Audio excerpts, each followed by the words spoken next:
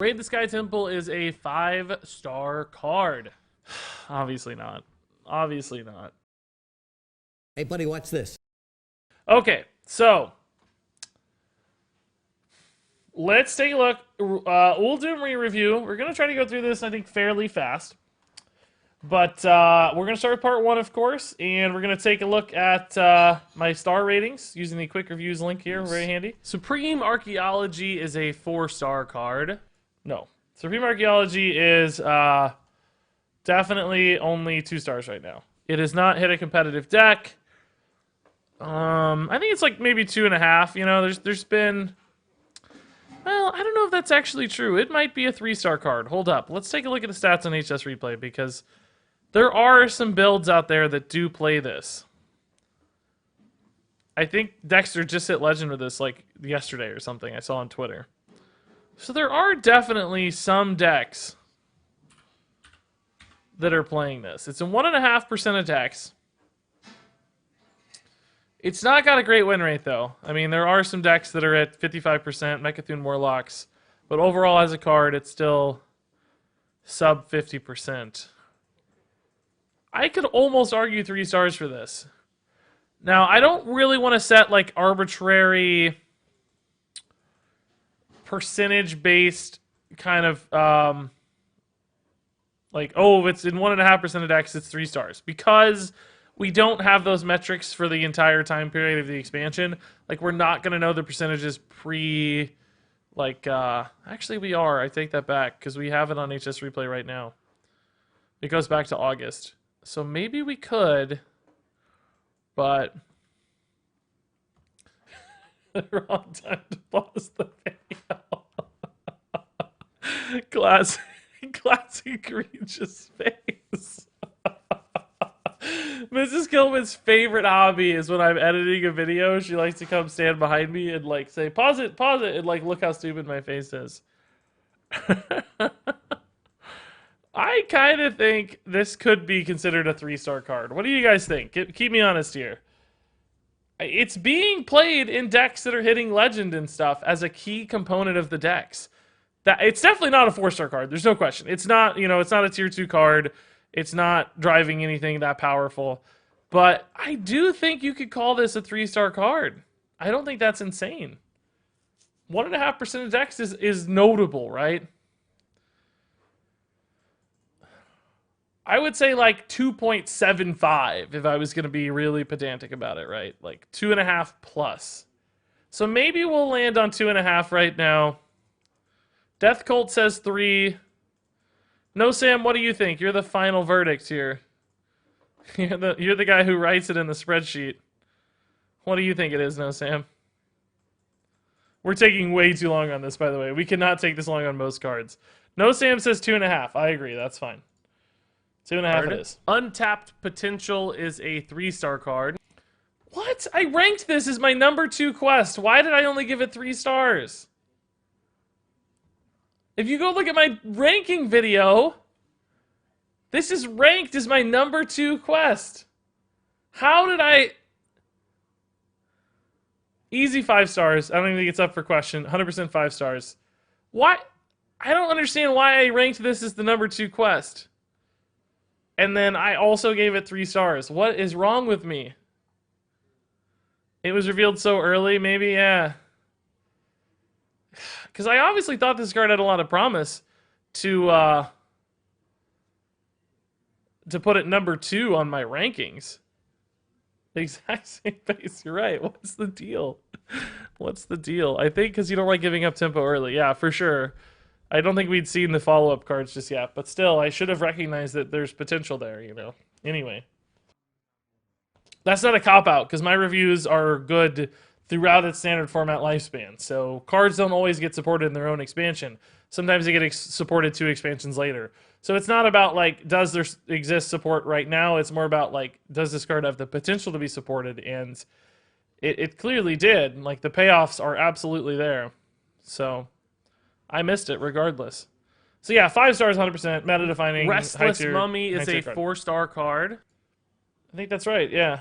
4 stars. Is a 3-star. Whoa. Mummy, 4 stars sounds great to me. I think you guys probably agree. It's not, dominating the meta. It's not a staple. It doesn't define a deck, but it's very, very good. It's a 3-star card. Questing, I think you got to give 4 stars. It's being played less these days. Like it's definitely fallen out of popularity. We've seen it a couple times today, though. It's getting played less than it used to, but it's still getting played a lot. Man, it really did fall hard. It was one of the most popular cards of the expansion, but people kept optimizing. But it's still 17.5% of decks. That's a ton. Yeah, so still very good. Still very, very good. Why does it say 17.5 when I look there, but then when I look here, it doesn't show up? That's kind of weird. Oh, I think I'm changing the time range. That's why. Hold up. Yeah, still in 17.5, so. Restless Mummy isn't everywhere. It's an easy 5 stars. No, you have a very different scale than we do then. There is no... Restless Mummy is not even close to 5 stars on my scale. We have a very different definition of 5-star cards. I think people give out 5 stars way too readily. A 5-star card has to be a defining card or played across the meta. Restless Mummy right now is, to give you perspective, in 5% of decks. That is not a meta spread card. It's 100% a 4-star card. It's like the epitome of a 4-star card to me. 5-star cards have to be the nuts. Like, they are everywhere or they create a deck. Like, Untapped Potential makes its deck possible. It's a 5-star card, right? I think Card-Type Defender is actually in 5-star card territory now because it's being played everywhere. Zephyrus is a 5-star card. Mogu Flesh Shaper, debatably 5 stars, right? Because it's making Evolve Shaman possible right now. So, like, that's close to 5 stars. I'm just kind of going down the list. Like, what is getting to 5 stars, But it's a class card. It doesn't matter. It's still not a defining card. There's no deck that exists because of Restless Mummy. Restless Mummy goes in decks. Do you know what I'm saying? The decks don't exist because of Mummy. Mummy got added into a deck that already existed. It didn't create the deck. The deck didn't spring up because of it, so it can't be a 5-star card. It's not just about inclusion rate. It's about impact, right? Could you take Restless Mummy out of Warrior and have the same deck? Yes. Could you take Untapped Potential out of Druid and have the same deck? No. That's the distinction, right? If you disagree, that's fine. You have a different scale than I do, but I'm being internally consistent by my scale. Dealer is a 1-star card. I think Jar Dealer actually got tossed into Paladin a little bit at one point, didn't it? It's only a 0.2% of decks right now, so I don't think 1 is insane. But yeah, it was in 1% of decks in the past. It was in some stuff. It's made its way into Rogue, Paladin. I think actually Jar Dealer is a perfect 2-star example. Dr. Boom was a 5-star card in GVG. What did I say, Moraine? Let's review again. Let's review again. It has to either define a deck itself or be incredibly widespread across the meta, like a Ziliax or currently a Card-Type Defender. Right? Man. I'm making a video about this that I can clarify all of this, but so like Ziliax, for instance, obviously doesn't define decks, but it's everywhere, right? It's everywhere. It's in a ton of stuff.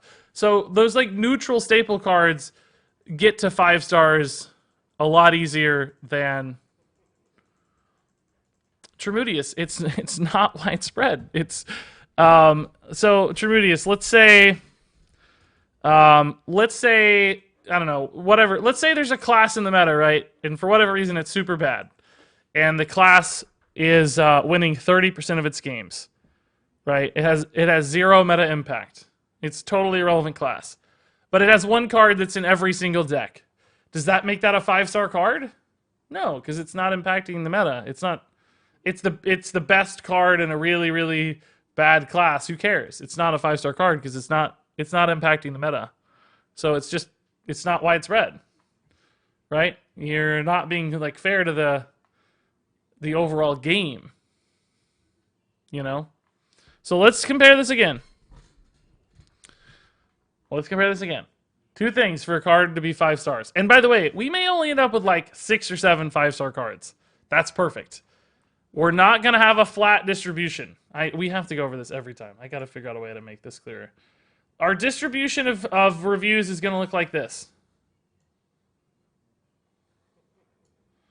These are going to be 2 stars, 3 stars, 4 stars, 5 stars, and 1 stars, right? So not a lot of 1 stars, a ton of 2 stars, a ton of 3 stars. 4 stars should really be a little lower than this, and 5 stars. So a vast majority of cards will be at 2 and 3 stars, very few at 5, a handful more at 1, and a little bit at... so I guess maybe I should do like bar graphs, is a little easier to see. The chart should look like this. Right? So 1, 2, 3, 4, and 5. That's what I want our chart to look like. A negatively skewed bell curve. A negatively skewed bell curve. Because so a lot of people's review systems look like this, where every bar is the same height. But I don't think that's representative of Hearthstone. Most cards aren't good. Most cards in Hearthstone are pretty bad or on the fringe of playability. So to maintain a bell curve like this, you can't give out 5 stars to everything, guys, or it starts looking like this, right? I'm really good at drawing bars. It starts looking like this if you give out too many 5 stars. That doesn't make sense. That's not how card games are made. So again, you can disagree with the metric. That's fine. You can disagree with the metric, but that's our metric. It's internally consistent. It's how we've been operating for years. So it's just what we're doing. So, I mean, I would just, I guess, ask you to shift your mode of thinking. Maybe just, disagree. Feel free to express that. You have a different scale than me. That's okay. But that's the scale. So Jar Dealer I actually think is a 2-star card. This is in 1% of decks at some point. 1-star card. I'd say 2 stars, no, Sam. I don't think 1's right. And there you go, guys. Did I just miss a lot of cards? It's a 4-star card. Restless God's Mummy name. is a 4-star card. Plague of Death is a 4-star card. Plague of Death is debatably 4 stars. It's being played in Res Priest a lot. I think 3, to me, honestly, feels better at this point. I feel like sometimes it's been a one of. Let's take a look at the card. Plague of Death.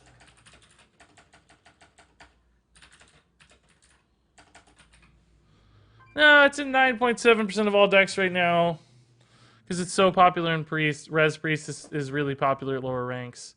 Even prior to that, it was still in 3.5% of decks.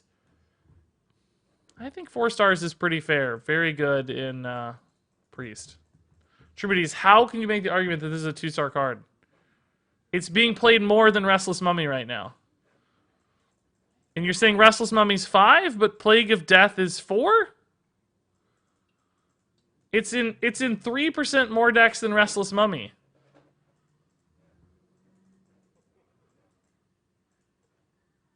You gotta be... It feels like you're just trying to be contrary for the sake of being contrary now.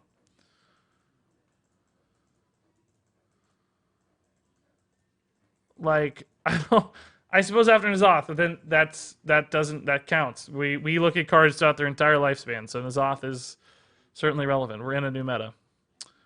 I think 4 is actually right, looking at the numbers. My instinct was 3. I thought this is a 3-star card, but looking at the numbers, I think 4 is actually dead on.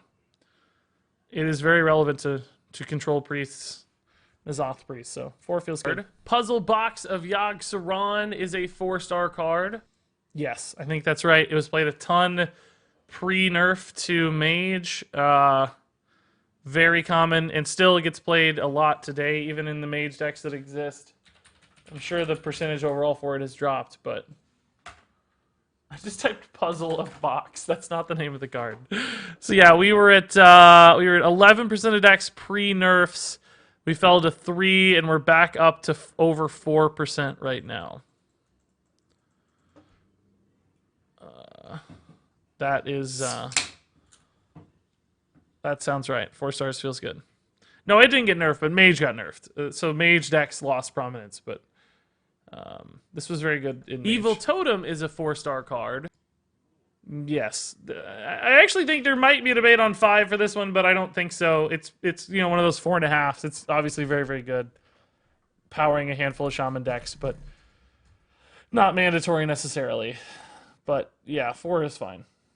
4.5 is reasonable too. Somebody wants to put that. Why did we skip so many cards? I don't know. Explorer is a 3-star card. I think I hit like left Jar on the keyboard. Dealer is a 1-star card. I think I hit left on the keyboard and it just happened. Okay. No, Sam, I'll leave Evil Totem up to you if you want to go 4.5 or 4.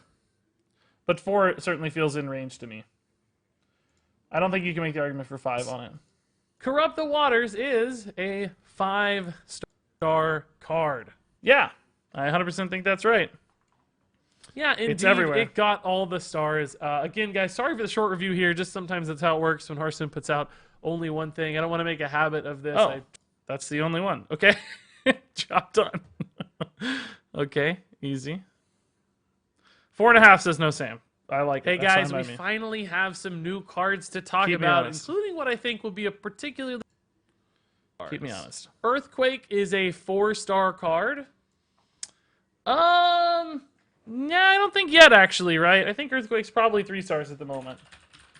It's definitely been played. It's great off Hagatha and stuff. Yeah, definitely 3. 2 ranges from 2 to 2.5% of decks. That feels very 3-esque. Not meta, super relevant yet, but fringe playability. I think this might eventually get to 4. So this may be one we come back later and we're like, oh yeah, it hit the 4 mark. But I don't think it has a... I don't think it has a basis for 4 stars at the moment. It's coming in at 3 still to me. Embalming is a 3-star card. No, Embalming so far is probably a 1-star card. I mean, I'm okay with 2. Because I don't know if it's actively hurting decks when they find it, but... It's at 0.25, 0.5% peak at some point randomly, it seems like, but... I don't know, 1.5, 1, whatever. No, Sam, I'll leave it to you. Probably 1.5 if I really narrowed it in. All right, so only 2 cards. Only 2 cards, man. These early reviews. Blizzard, put out some cards, man. Oh boy, here we go. 3 new cards have been revealed. Here we go. This one's gonna go bad. Raid the Sky Temple is a 5-star card. Obviously not. Obviously not. Raid the Sky Temple is... I mean, technically, like, Kibler hit Legend with it, so it's definitely not a 1-star card, but it's not even 3. I don't think it earns a 3 mark, right? Does anybody think this earns a 3 mark? I don't think so. It's a 1% of decks currently. It's pretty much the definition of a 2. Pretty much the definition of a 2. Tremudius, I agree, it's 2. Yeah. 2 is right. Weaponized Wasp is a 4-star card. Yeah, dead on. 4 stars for sure. Great example of a 4-star card. Very, very strong in its class. Not 5-star territory, though. Is a 3. So, like, okay, that's actually a good example for anybody who's still stressed out about my... So, like, some of you might say Weaponized Wasp is a 5-star card, right? You'd be like, okay, this is a great card. It gets played in Shaman a ton. That's an argument a lot of you would make. Kind of like the Restless Mummy argument, right? But I think we can all agree that... Battlecry, Corrupt the Waters? Is that what it's called? Corrupt the Waters, the quest for Shaman, deserves to be higher than Weaponized Wasp. So if you start giving everything 5 stars, where do you put those cards that are just, like, insane, right? Where do you put... If this is a 5-star card, if Restless Mummy's a 5-star card, how can you say that they're the same level as, like, the quest? To me, they are so distinctly at a different level, right? Again, you could take Wasp out of the deck and it would survive. It wouldn't be as good, of course, but it would survive. You can't take Quest out of the deck. So you have to have some separation, right? You gotta have some separation between cards like that. You can't go to 6 stars. So I think these have to be 4-star cards. Like, yes, they're very, very good, but to me, 4 stars is very, very good. It's that means it's a great card, right? We have 3 stars for the cards that are close to being amazing and are played, but not outstanding in their field. Star card. Scarecrows. Bees is a 3-star card. I don't actually know if Bees has gotten to 3-star territory. I guess it was being played. It's still in 2.5% of decks right now, even. Oh, actually, yeah, it hit 9% early. What was that being played in? Was that in some version of Quest Druid originally? Were people running that in Quest Druid, maybe? It was in 9% of decks at one point, guys. Post nerf. It wasn't a token druid, was it? That's got to be 3 stars, guys, at least. Based on this, there's an argument for 4, but I don't remember it being particularly significant in druid. It wasn't infinite armor. That's wild only. I'm looking at standard decks. This data is only standard, and our relevance is only standard. We don't care about arena, and we don't care about wild. So I would have said this is a 2-star card based on my kind of anecdotal experience, but I think based on data, we got to give it 3. It's even now in 2.5% of decks still. There are some Quest Druids running it, and there were a lot more in like August. It hit 9% played rate. But it feels wrong, but I think 3 is correct. I'm not just saying that because I said 3. There you go, folks. That wraps it. No shame. We wouldn't be doing this. What's that? A new... If I had any sort of shame. Whoa, flat-haired Regis. I like it. I like it, Regis. Plague of Madness is a 3-star card. No, I don't think that's even close to reality right now. Plague of Madness has never gotten any real play that I can remember or see. Worst Plague, 0.09% of decks. Right now, 100% a 1-star card. It's terrible. Terrible, terrible 1-star card. I still think this makes some sense, by the way. I kind of like the idea of this as a aggro card, not even a removal card, but... And there you go. Definitely 1-star. Another new card, and Big this time around, it's... What happens? I don't know how this happens. Psycho Pomp is a 4-star card. Yes, 100%. Perfect example of a 4-star card. Is this really the only card in this review? How did I make a 5-minute review about Psycho Pomp? Perfect example of a 4-star card, though. Another one I think some people would probably consider 5 stars on their own scales. I get it. It's just not our scale. I do get it. I promise. All right. New cards. This time, 3 new minions for... Brazen Zealot is a 2-star card. No, actually, Zealot's getting played a fair bit. I think we got to say Zealot's maybe 4 stars. Zealot has been played in all these Highlander Paladin lists, which I never anticipated. Yeah, still in 4.5% of decks right now. In almost 6% of decks right now. I feel a little weird giving this 4 stars. How do you guys feel? I think it probably is, though. Secret Paladin right now is supposedly the best deck in Hearthstone, according to HS Replay. And this card is a part of it. I don't think it's like a really fundamental part of it, but it's definitely a part of a tier 1 deck. Flat hair, it's a 1-star card. You guys would say 3, huh? Man, I mean, that's beneficial to me that you guys are saying 3. I'll be honest, it's beneficial to me, but I kind of feel like you gotta go at least 3.5. And I could make an argument for 4. I would say 3.5, no Sam. And that's hurting me, by the way. I'm just want to call out that I'm not trying to massage the data in my direction. I'm trying to keep you guys honest on this one. Why would it be 4? Because it's in the best deck in the game right now. It's in Secret Highlander Paladin, which is, according to HS Replay right now, the tier 1 deck at all ranks. And although not the highest win rate deck at High Legend, from rank 5 to Legend, it is the second best deck in the game, supposedly. It falls pretty hard at Legend because people are good at playing around secrets at Legend, not at other ranks. But I think all ranks matter. I mean, we're trying to create reviews that are, you know, parsable by the entire community. So it's being played in the best deck in the game at a fairly high popularity. That sort of feels like a 4-star card, right? Check the played win rate of the card. That's not really fair because it's a 1-drop. Like, 1-drops in general don't have great played win rates.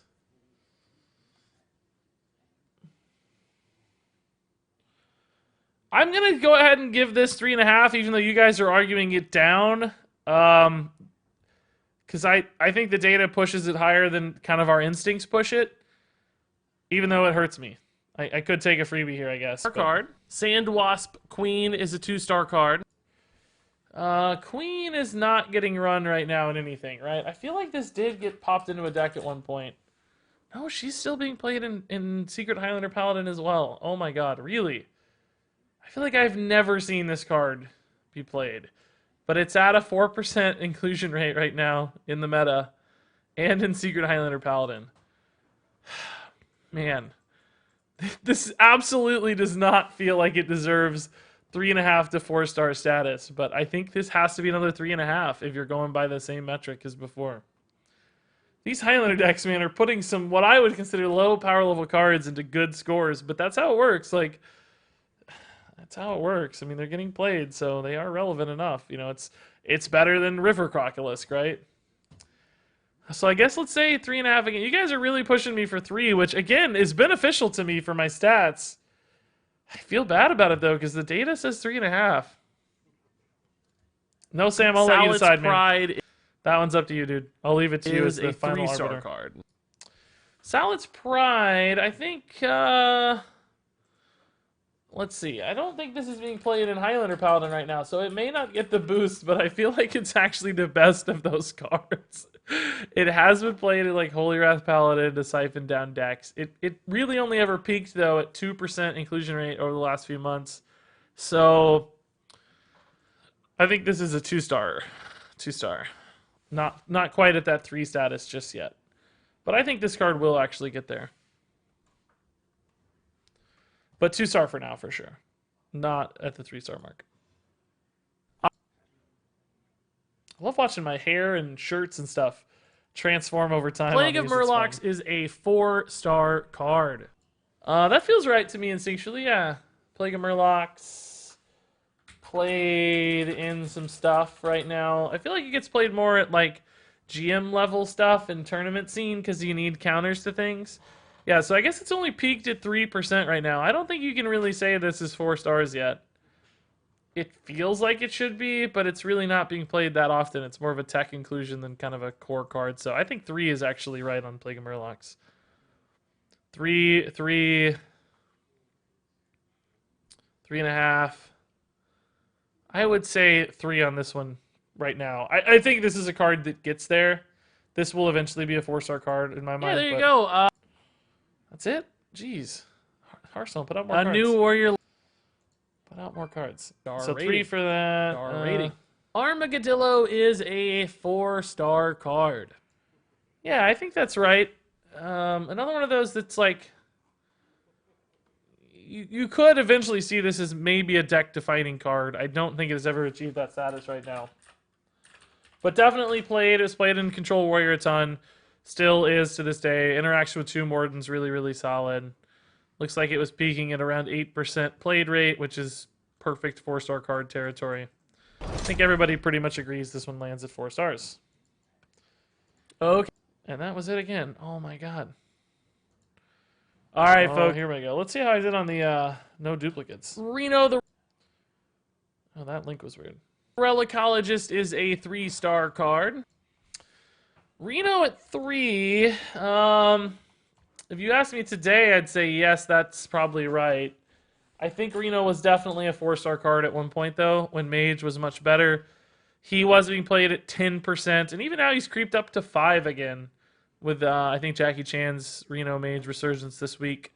So, I think 4 is actually the right land for Reno. Like, today, I'd say 3, but given the early meta, pre-nerf meta, where Mage is stabilized is one of the best decks, I think you have to say 4, because he did get to that 4 level mark eventually, right?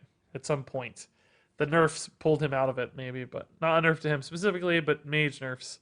Card. Dino Tamer Bran is a 3-star card. Now, Bran, I think we can argue 5 stars. Because I do not think Highlander Hunter would exist without Bran. Right? It's clearly one of those class cards, but it's a deck-defining one. It's got to be 5.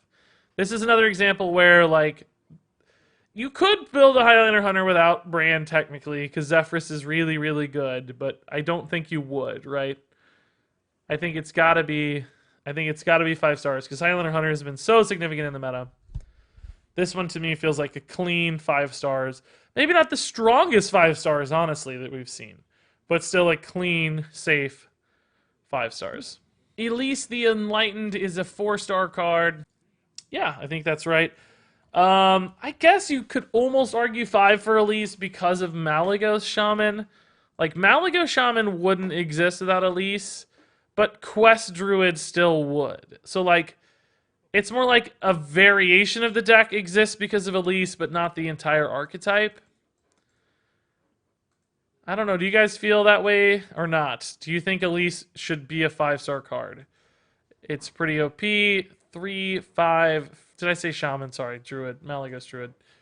Sorry. So, like, an offshoot deck exists because of Elise. Let's see.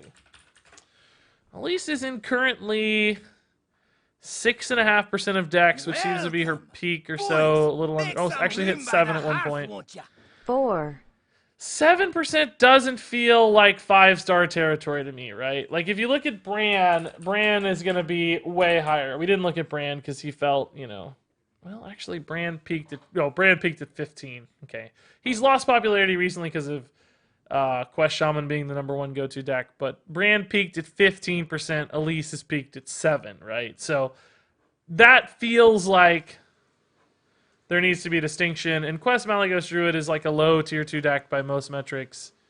Although I think it's actually amazing. We flew to Legend this month with it. It wasn't even hard. It was ridiculously easy. Well, actually, currently HS Replay has it near top of tier 2. And better than normal Quest Druid. I want to say 4.5. Let's say 4.5. Yeah, I agree, MKH. I don't want to give her 5 because I think she deserves a distinction off of like Bran. Sir Finley of the Sands is a 4-star card. I think this one's going to have some debate, but I think actually Finley is a 4-star card. Secret Highlander Paladin is, by HS Replay's metrics, the best deck in the game. Now, I know that the no duplicate nature of Finley isn't necessarily fundamental to that plan, but it sure is still very, very good. If you look at the drawn win rate, Sir Finley's 4th in the deck, meaning he is one of the most powerful cards, right? It's Zephyrus, Challenger, Christology, and Sir Finley are the top 4.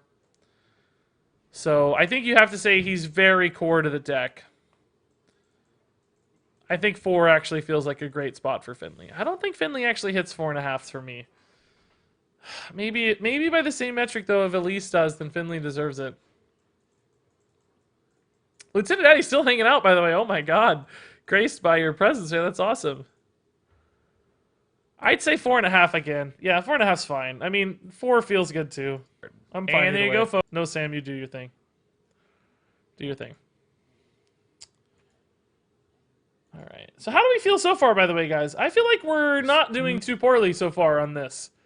We certainly have had a few that we're a couple stars off on, but most feel like we're actually very directionally correct. Feel like we're very directionally correct. Making Mummies is a 3-star card. This one's tough. Like, this one's really tough. I think you gotta say 4 stars. But it's just not being played is the problem. Like, Reborn Paladin, we did a lot of ranking with it.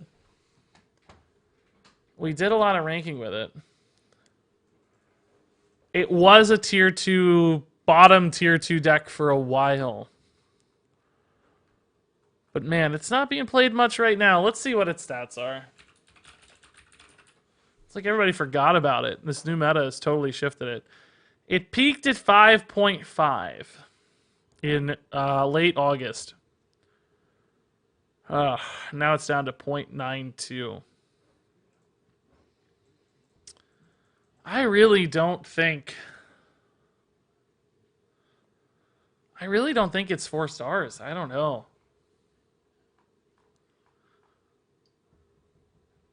Wind Control, yeah, Wind Control Warrior was powerful. This served as kind of a tech answer to it, which almost maybe hurts its score a little bit. Like, it didn't exist because of itself. It existed because of the strength of another deck. I guess that's fine, though. I mean, everything's contextual.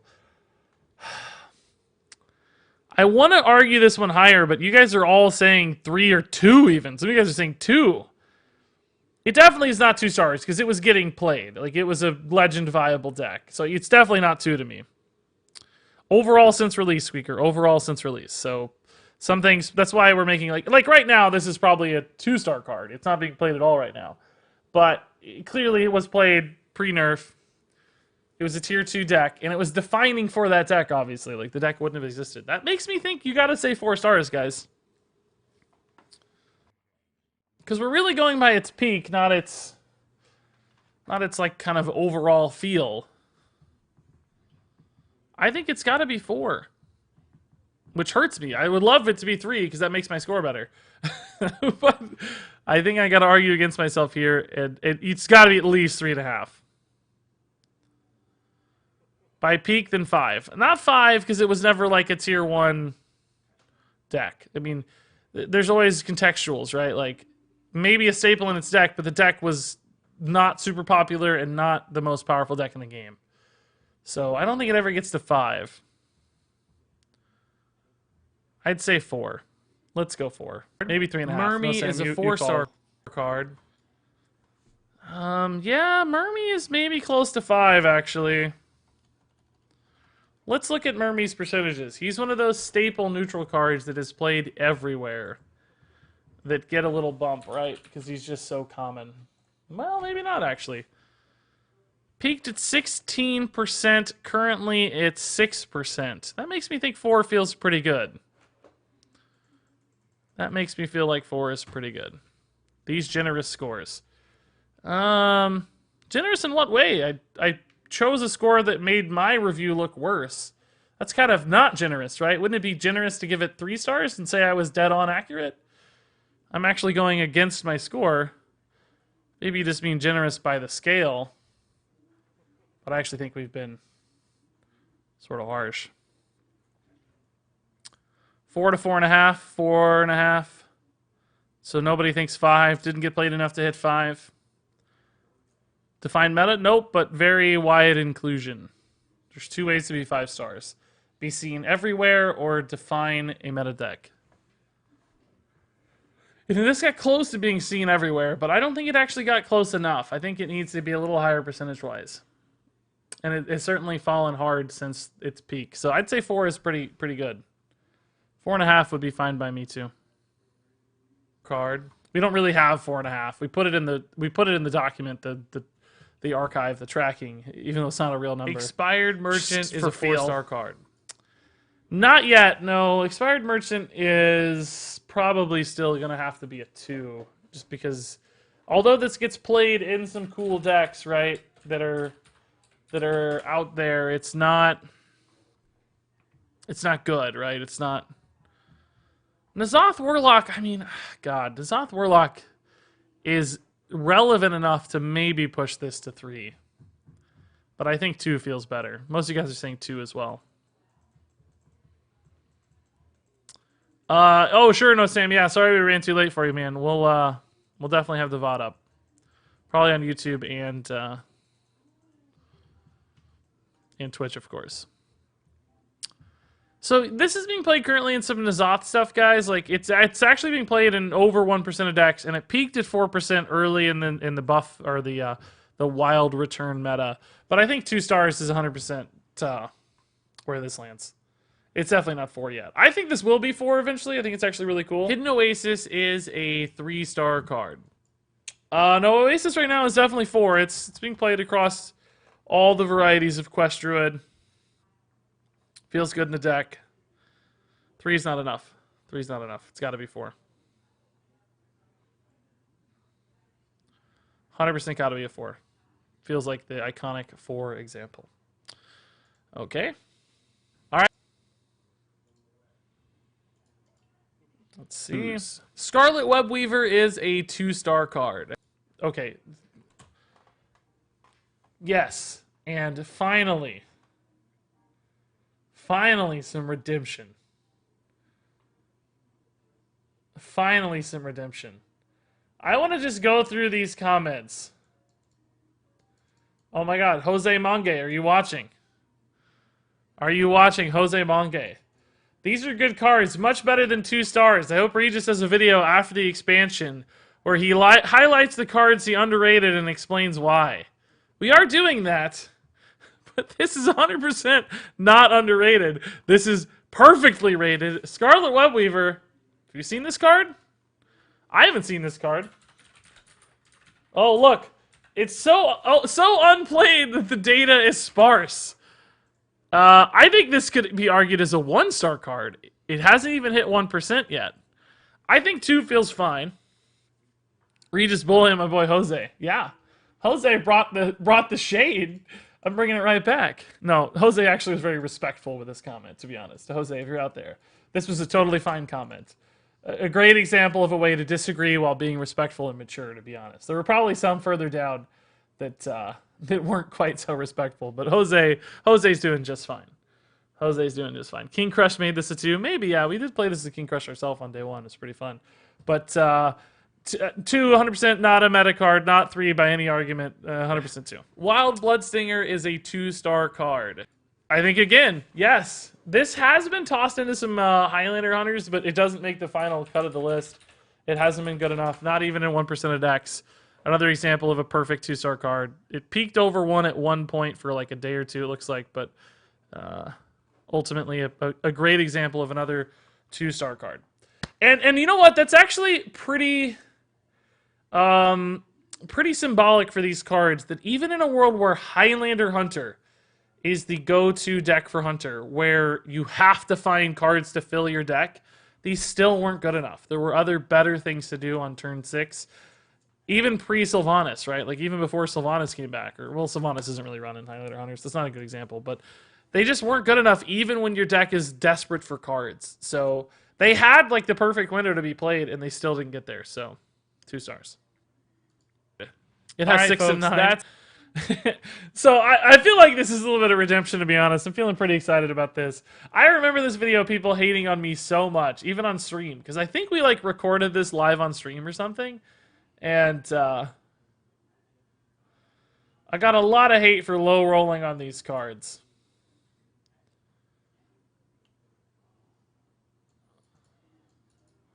I got a lot of hate here, and doing it live! That's right, yeah, this was that video. And I'm happy to see that, for once, I was a little right. Now, that said, like, listen. Maybe they get played in the future. Maybe I'm still wrong. Maybe they get better. Maybe they line up somehow. Desert, I could still be very wrong. If I underrate a card, we know. If I, excuse me, no. If a card is already good and I underrated it. That's obvious. Or if I overrate a card, it's obvious. We know. Well, no, we don't know if I overrated a card or not, because we got to wait till it's done, till it's in its format. Obelisk is a 1-star card. Yes. Bazaar Mugger is a 3-star card. Yeah, I think so. I mean, Bazaar Mugger is being played in some rogue decks, but that's kind of what 3-star means, right? It means it's being played a little bit, but it's not like awesome. It's, you know, it's kind of just there. It's not a big part of the meta. I mean, this did get up to 6%, though. I think you could argue for 3.5 to 4. I don't feel like this is on the same level as a lot of the 4-star cards that we've pushed, right? And I know some people are going to be annoyed, because I'm sure we've had some percentages where, like, I think Elise, we said peaked at 7 and we gave her 4 stars, right? This peaked at 6.5 and we're not giving it 4 stars. Like, what's the deal, Regis? You're not being consistent. You're right.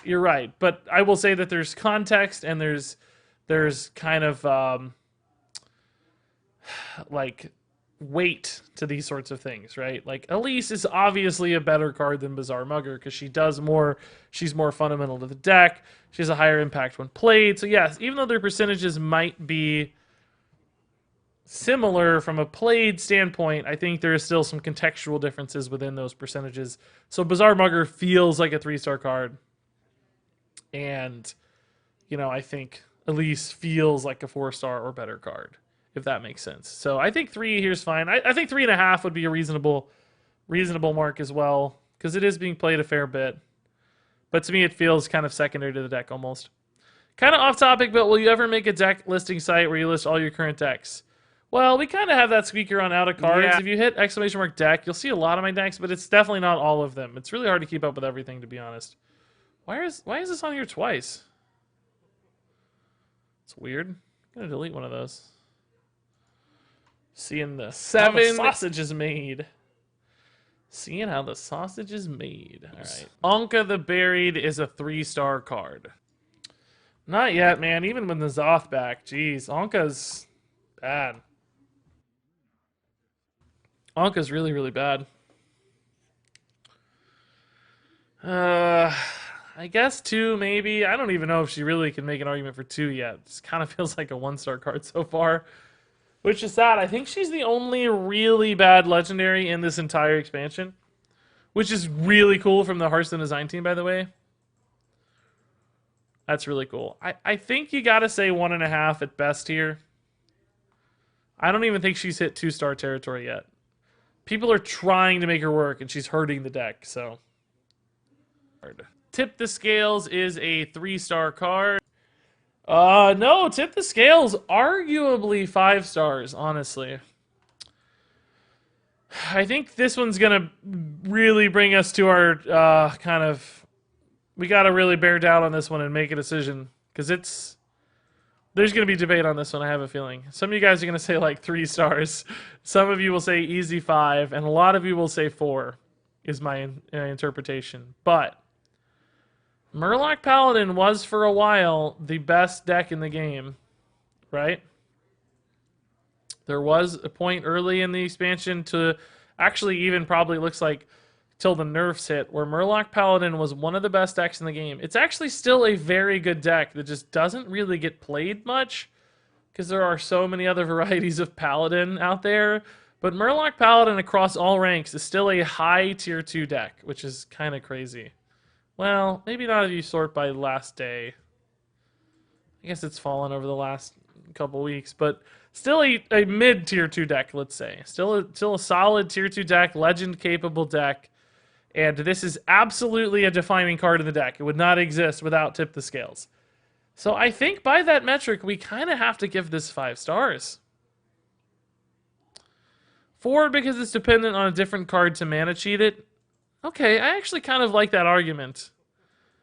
I mean, it's a slippery slope sort of argument because every card is kind of dependent on other cards. But it is true, this feels very dependent. You know, for instance, if you say like, well, you know, the Shaman quest is dependent on battle cries, but yeah, there's like a million battle cries to choose from, whereas this has to have one very specific thing.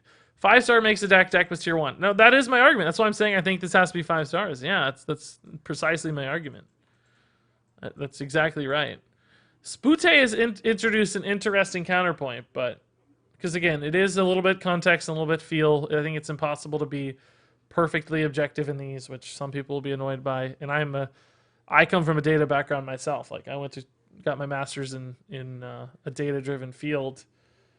Spent a lot of nights in R, social science data specifically for me. But so I get it. Like I feel ya, but without interpretation, data is kind of useless. So anyway, I think 5 is actually still the right mark for this. 4.5 is a reasonable consideration just because it is very dependent on draw and very dependent on prismatic lens. It's not like one of those unassailably good cards, you know? Like the Druid quest and the Shaman quest, for instance. They don't need anything specific to work. They just work.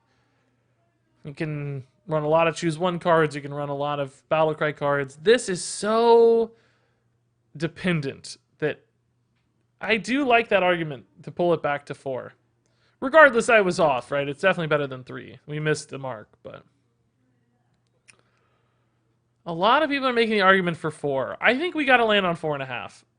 To be totally true to my scale, I think 5 is probably right. But this does seem like a little bit of a special case for some reason or another.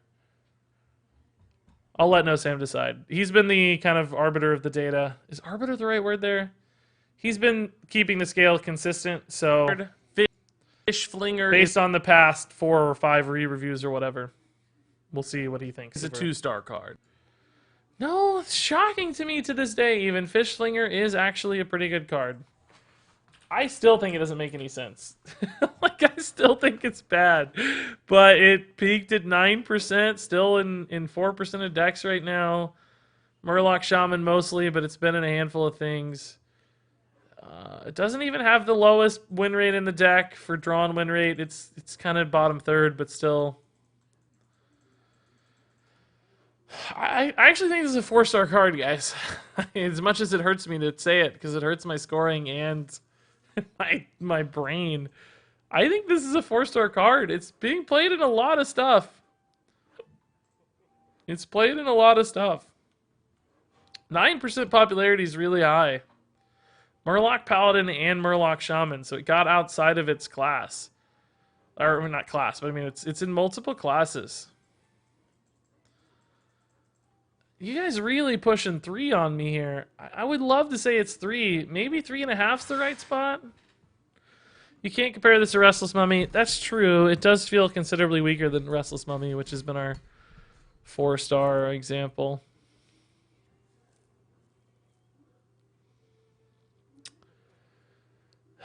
All right, 3.5 it is. It's definitely not 2. There's no question there. Bloodsworn Mercenary is a 4-star card. I'm going to be honest. Just a reminder here. You guys are usually trying to talk me closer to my scores. I'm trying to talk myself farther away from my scores. Keep that in mind for anybody who says I'm biased. I'm fighting to hurt my scores here for honesty's sake.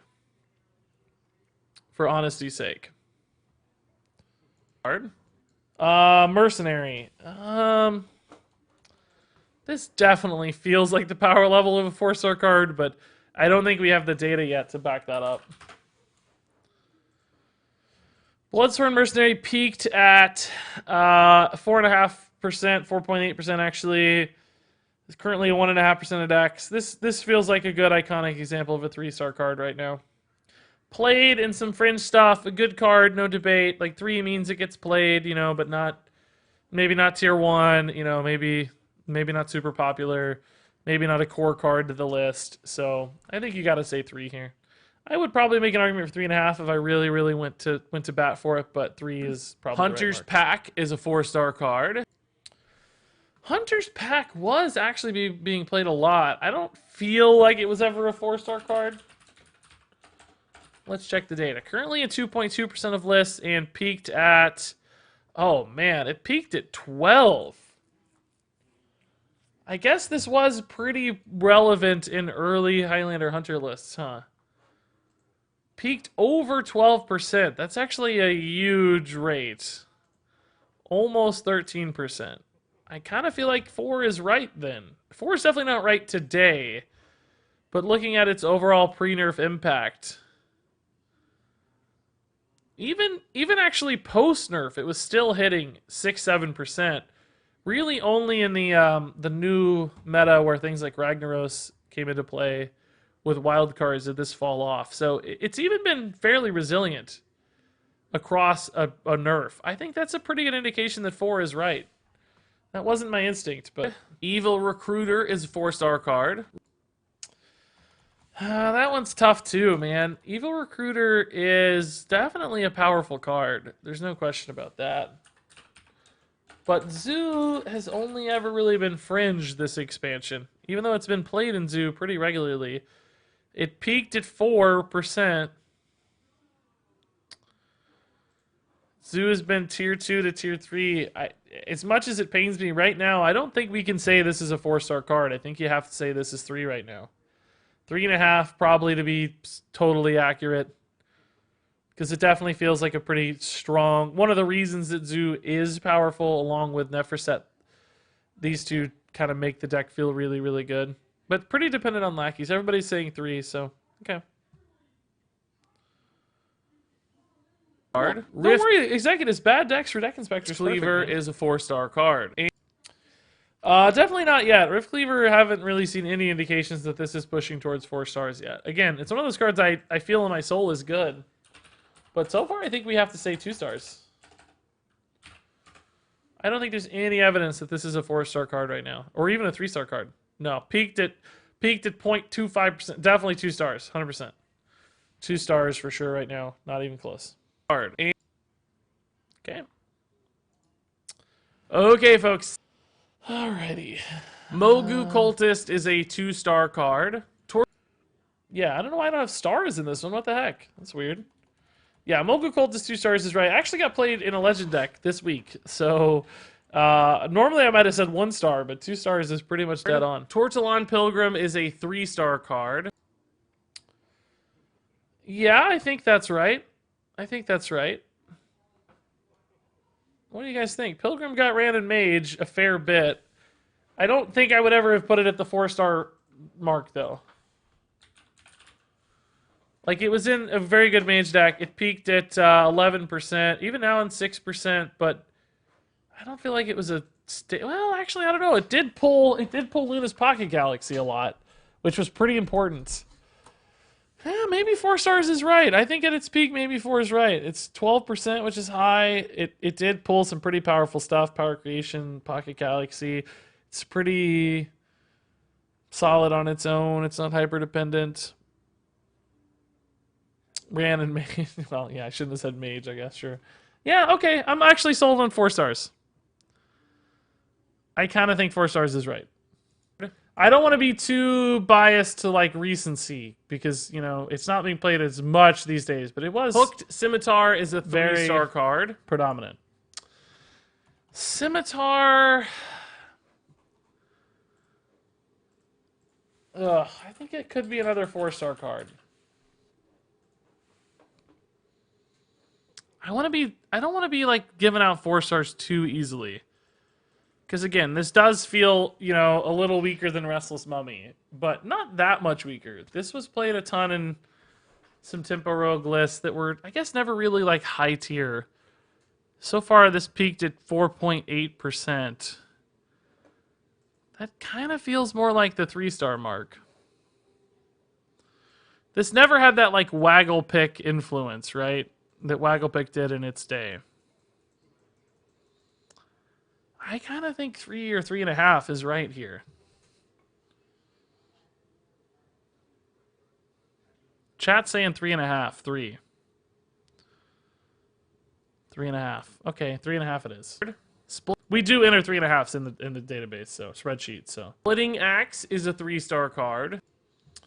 Definitely not yet. No, Splitting Axe. I think this is still an interesting card to look at, but definitely not a 3-star card. Currently 2 stars. Maybe even 1 star. Well, no. Actually, weirdly, this is kind of in an Evolved Shaman list. I don't know how that happens. I guess because of Evil Totem. But only 0.72% peak inclusion. I guess that does kind of pull it out of 1-star range, though. I thought it was a 1-star card, but it's been tinkered with a little bit. And actually in a deck that managed a 58% win rate, which is sort of shocking. Was this the worst card in that list? Let's see. No. Actually. Almost middle third. Wow. It's kind of crazy. Splitting Axe was decent in a decent list. I think it's got to be 2. Yeah, I think it's got to be 2 stars. Flavius, yeah, good feedback on Scimitar. I think that's right. Jerks with a 5-man raid. Thanks, Jerks. World Kick Master is a 2-star card. No, World Kick right now is 1 star, actually. This card's almost impossible to use well. Pretty much exactly a 1-star card. Jerks, man, how's it going? VIP in the house, man. Love you, dude.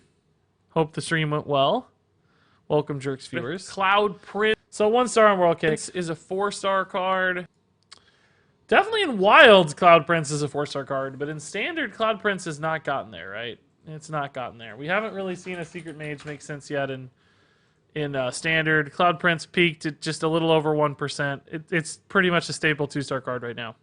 which is a shame because it's definitely a high power card. Just doesn't have context right now to support that. So, 2 stars on Cloud Prince. Arcane Flak Mage is a 4-star card. Same exact story for Flak Mage, right? I have seen Flak Mage a little bit more in some of these Tempo Mage builds, but I don't think that's been enough evidence to put it at 3 stars. Yeah, it's actually gotten up to almost 2%, so a little bit more inclusion than Cloud Prince, but still not enough to substantiate a 3. Again, great and wild, but not good enough. Tempo Mage or these Flamemaker Mages haven't really gotten into meta relevance, so let's say 2 stars again. And which is a shame. I gave those both 4. That's gonna hurt our scores a little bit. All right, folks, a bunch of new cards. Missing by 2 stars is actually pretty high in the scheme of things. We've been averaging like a Never set 1 star standard deviation for the last couple of reviews, which is really good, I think, personally. Like, it's not that good because 3-star reviews, because you can miss in both directions and still have a 1 star standard deviation, I guess. But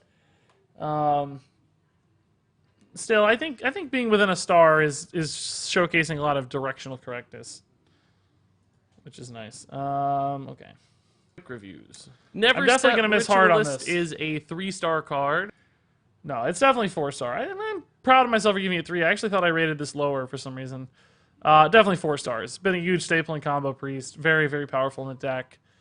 I don't really think it'll ever be played outside of Priest, but it doesn't really matter. It's already made a mark for itself. Really, really good. 4 stars in Combo Priest. Combo Priest has been very relevant. Tier 1 in some metas so far. Whoops. Reviews. Never Set Ritualist is a Everybody 3-star agrees 4 card. so far. Wasteland Assassin is a 2-star card. Yeah, I mean, I think you could make an argument for 1 star on this one. I don't really think it's that, when you get this off of Pharaoh Cat or whatever, you're not like losing sleep. So it doesn't feel like one of those like really punishing 1-star cards. Inclusion rate right now is maxing at 0.32. I mean, maybe 1.5. I don't really feel good about giving this a full 1 star.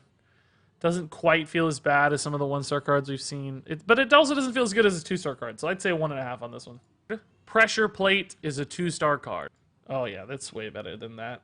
I still don't think this card makes a lot of sense.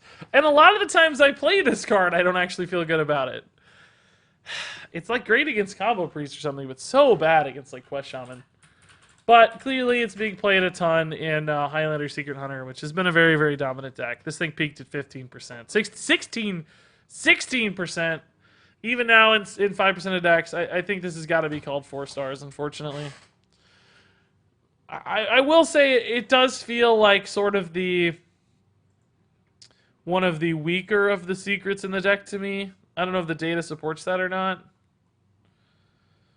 The data doesn't really support that. Its drawn win rate is really in the top third of the deck. So yeah, I think it's got to be 4. I think it's got to be 4. It doesn't feel like, it doesn't to me feel as good as Restless Mummy, but honestly, it kind of is. It's being played as much with as much relevance in a tier 1 list. So Into the Fray is a 3-star card. This one we could have a little debate on, I think. Into the Fray has popped into some pretty solid lists. I think even Kibler said tonight he was playing this to Legend. Now, from an inclusion standpoint, it hasn't even hit 1%, though. So despite, I guess, some good lists existing, I can't really... Are you making an argument for Mummy being stronger? Not necessarily just... I'm not saying it should be a higher score, just that, that there is a little bit of a range. That's why I said Mummy is like 4.5, I get. Because, Pressure Plate and Mummy are both like technically 4-star cards, but they still feel a little distinct, right? Like Pressure Plate feels like a true 4 and Mummy feels like 4.5, like one of those really powerful plays. So, yeah, I mean, I think it's important to put a distinction. So I'd say 2 for this one. I think even 2.5 is stretching it right now. I really like this card. I think it's a really good card. Just Frightened Flunky is a 5-star card. Yeah, I don't know. It's not better than Restless Mummy, right? Even though this was everywhere in Control Warrior, it's not better than Mummy, so we can't give it 5 stars. I think this is another 4.5-star card. This was absolutely everywhere, and still is actually very popular in multiple varieties of this. So one reason I think this card and Mummy are so obviously strong is because they're run in aggro decks, right? Like even Tempo-y, faster decks run these. They're not just control cards, and that gives them that like close to 5-star status. So back before the Discover Pool got nerfed, this was even stronger. So this is another one, I think, like Mummy, that you got to put at like 4.5. I don't think it's a 5-star card. But 4.5 feels very good. 4.5 feels right to me. Infested Goblin is a 2-star card. Yeah, I think that's right. We've seen this tossed in like very occasionally, but not really very good. You know, peaked at 0.69. Yeah, this is a perfect example of a 2-star card. Diseased Vulture is a 4-star card. Yeah, I think it's really, really close. But I think 3.5, right? If we're giving Evil Recruiter 3 to 3.5, I think the Vulture also has to get 3 to 3.5. Peaked at 3.5% or so. Very, very strong in Zoo. Like, awesome Zoo card. But Zoo hasn't really been meta dominant enough to push this to 4. Like, it's just not been popular enough. So I think it's pretty clear this will eventually be a 4-star card. For now, I'm going to say 3.5. 4 certainly doesn't feel like a Anubis score, Warbringer is a 2-star card. Yeah, Warbringer is a 2-star card. That's pretty dead on. It's been tossed into a deck here and there, but clearly not super good. I'm pretty sure people gave me flack for the Warbringer, by the way. Which is so insane to me, given how slow it is.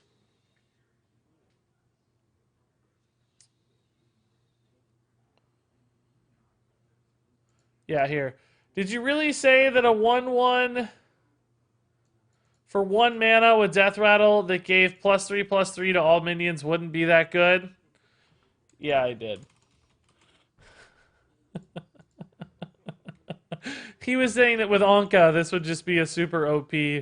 And by the way, not to call it Swing Excalibur. This is a fine comment. Nothing wrong with that comment. Just funny.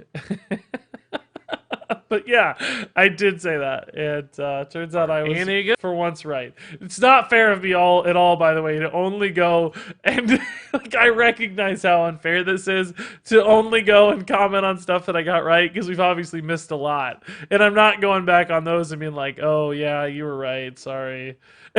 So believe me, I recognize the selection bias happening here with these comments, but I don't care. I'm having fun with it.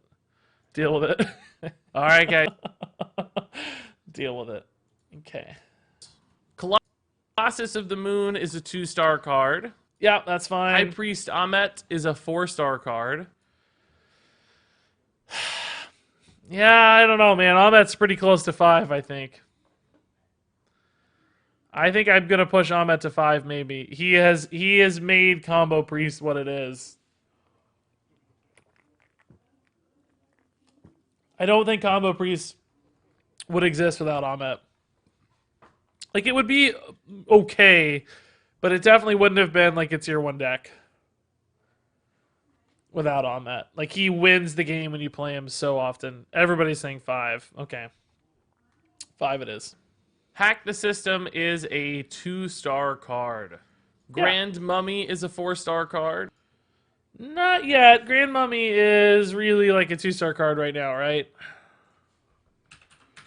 Grand Mummy. By the way, guys, if you like hard disagree with some of these I'm sort of glossing over, let me know. Yeah, Grand Mummy is definitely 2 stars right now. Definitely 2 stars. Plague of Wrath is a 3-star card. Yeah, maybe. I think one could make the argument for 4, but I also know this has been like one-of'd and stuff, which is not usually a good sign for a 4-star card, right? If it's getting one-of'd in lists, that is sometimes an indication that yeah, it's getting one-of'd. Yeah, I think this is 3 stars dead on. Played in a reasonably good deck, hit 7.5% peak, but it was a one-of, which means it's like, you know, it's recognizably one of the weaker cards in the deck. So I think strong when played by Tavern Brawl bosses, yeah. Better in AI fights. I think 3 is actually really fair here. 3.5 is certainly an argument to make as well. I think you could say 3.5. I just don't think it can be 4 stars when it's a one of. Like it's so in other words, it's you know it's already in like we're looking at like tier 2 deck status or occasionally maybe tier 1 with Control Warrior, but not good enough to be duplicated. It's not good enough to be put in twice. So you're recognizing that it's maybe the 30th most powerful card in your deck. Like, it's the 30th most powerful card in your deck, and you're going to say it's a 4-star card? I don't know if I can live with that. I think I have to say it's 3.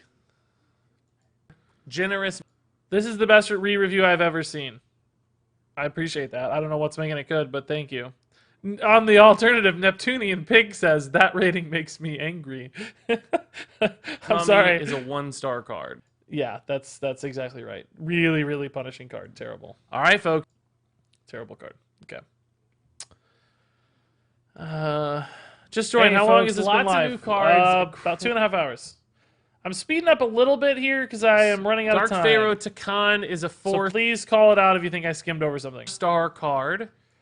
Takan's definitely not at the 4-star mark yet. And I remember thinking I overrated this card as soon as I did it. So I wish I could have gone and updated the score like ahead of time to get some credit for that. But sadly it didn't. That doesn't happen. Once you lock it in, it's locked in. That's the rule. One bite, everybody knows the rules. So I think you could maybe make an argument for Takan at 3, but I don't think it's a good argument. I think he's probably a 2-star card right now.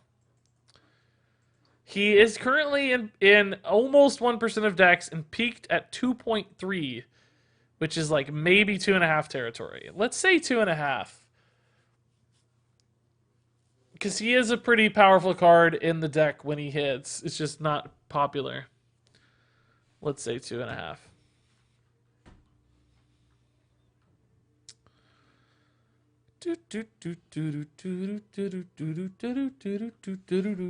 Okay. Vile Fiend is a 2-star card. Yeah, I think that's totally fair. I mean, honestly, I could maybe argue 1. I think some people gave me hate on Vile Fiend, by the way. They were like, oh, this card's going to be way better than you think. People get really excited about lifesteal cards in general, I've found. I think a lot of like control players want to have early game lifesteal cards and have them be good. I even fell for that trap a little bit with that stupid 2/2 for Warrior that gives you armor, which I still feel like that card should be OP. It's kind of the same thing in a way. Like a lifesteal card, it's a little different, of course, but this is just not strong.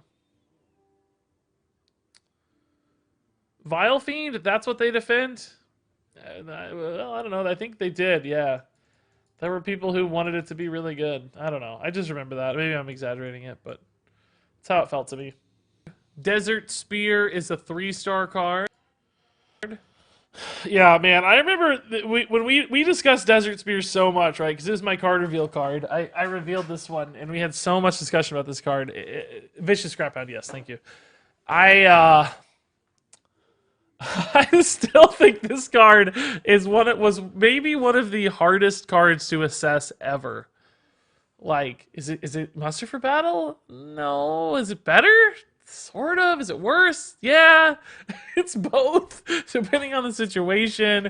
It's not a lot of damage, but it's a little. It's beasts. It's rush. Like, it's slow, but it's fast. Like, everything about this card was, like, hard to figure out. But I think you can make an argument for 4 stars in this one. It's actually being played in a peak of almost 9% of decks in Hearthstone, which is really good for a class card. And prominent in Highlander Hunter right now, really good to answer a lot of the kind of lackey strategies out there. So I think 4 is really the mark on Desert Spirit. It certainly feels comparable to Pressure Plate, which we put at the 4th spot. Defender is a 4-star card. Yeah, I think that's fair. Very prominent in all versions of Quest Druid. Feels like a good card. I think 4 is completely reasonable. Overflow is a 3-star card. Overflow is not 3 stars right now. Overflow is definitely 1 or 2 stars right now. Did it ever get played at all in anything to give it that kind of 2-star warrant? Yeah, it did actually. Okay. It's in 0.77% of decks right now. There's some token druids running it. That's kind of wild. And it peaked at 1.58. So yeah, that's pretty much a staple 2-star card. Staple 2. I think people thought this was going to be awesome. Livewire Land. Thought I didn't buy into the hype too much. It is a 3-star card. Yeah, I think that's pretty dead on for Livewire, right? It's made it into some aggro warrior that's, you know, kind of fringe. Yeah, peaked at 4.5% or so. Still played a little today. Aggro warrior, Highlander warrior lists that were both pretty meta relevant, but not super duper popular. This was a, you know, complementary card. Definitely not a defining one. Doesn't feel like the most powerful card in the deck. So I think 3 feels very, very reasonable. Micro Mummy is a 3-star card. So played in Reborn Paladin. Did it get played at anything outside of Reborn Paladin? Oh, it's been played in some mech lists too, I guess, right? Yeah, actually. Micro Mummy is peaked at 7.35%. It's played in Secret Highlander Paladin. It's played in... I think it got played in some mech lists, but not too many. And it got played in Reborn lists. I don't really feel good giving this 4 stars, though. Do you guys feel good giving this 4 stars? I don't know that I feel good about 4 stars here. Are you able to say if more lackeys are introduced in the next expansion? I don't actually know that, Executus.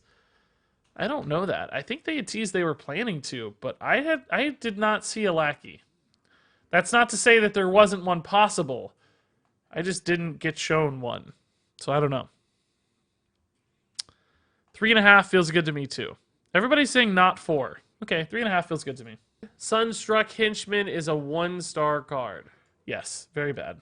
Punishingly bad. Didn't like Trump or somebody love this card? Somebody told me like Trump loved this card. My hair was weird in that video.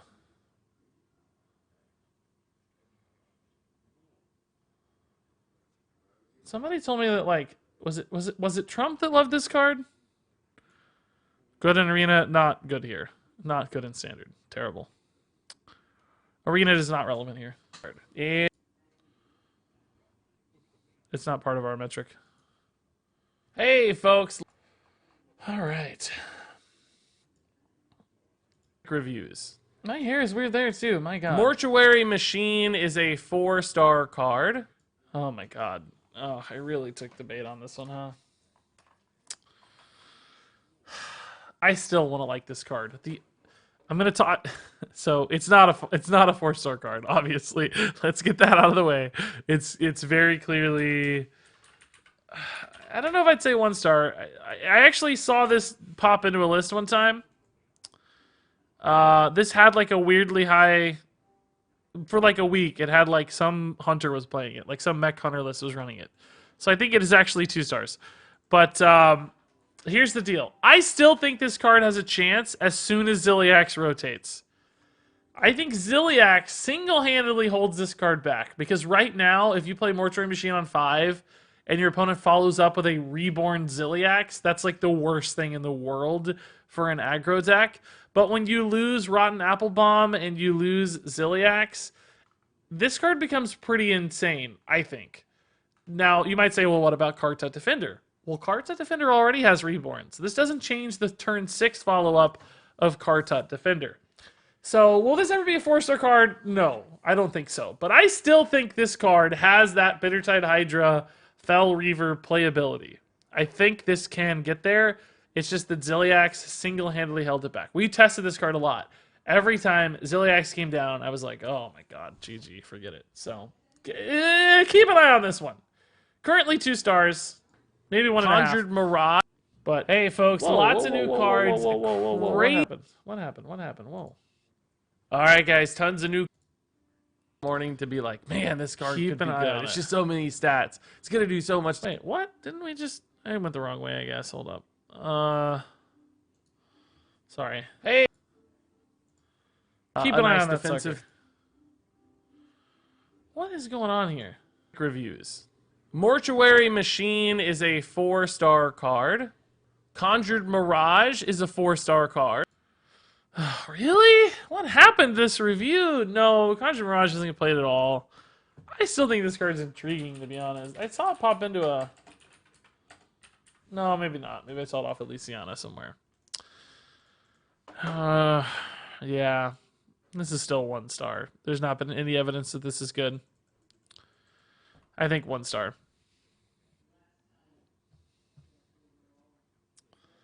I think 1 star.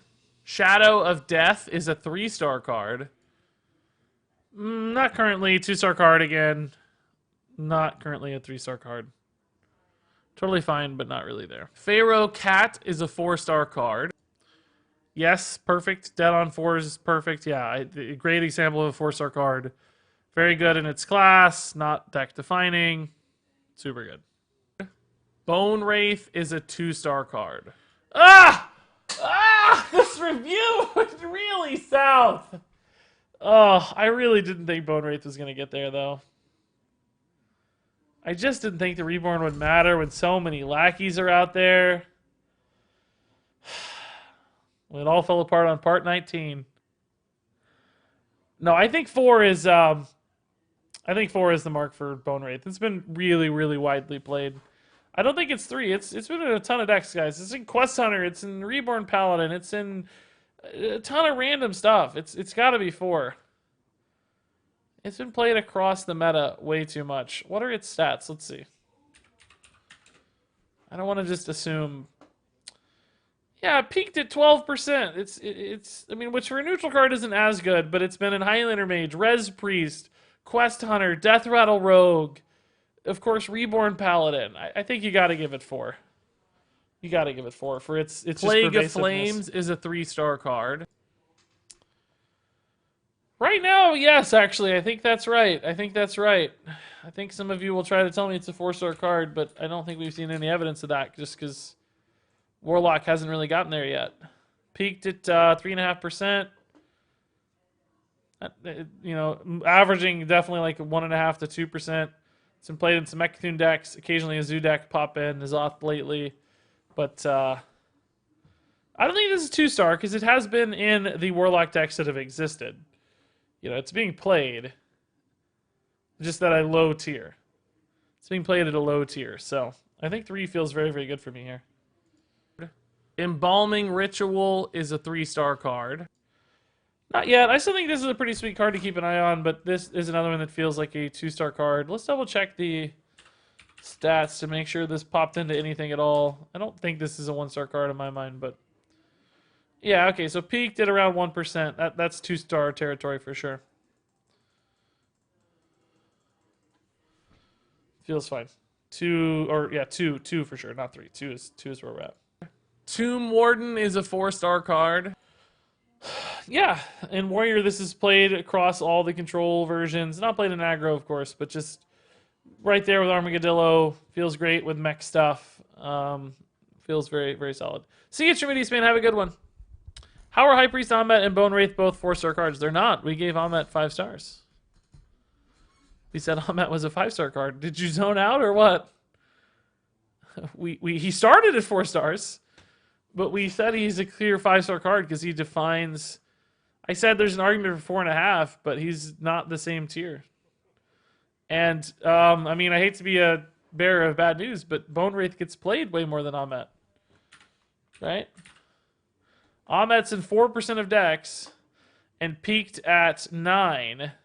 10 exactly, actually. Bone Wraith peaked at 12. Now, obviously, one of those is a neutral card and one's a class card, but still... One is being played across Hearthstone more than the other. They're closer than you're implying, and I still gave Amet the nod. Like, Amet still got the nod. But I think it's really disingenuous to suggest they're not close. Like, clearly one's impact is much higher, but that's why Ahmet gets the nod. That's why we're saying he's higher. But Bone Wraith is still a super relevant card. You don't think Bone Wraith's 4?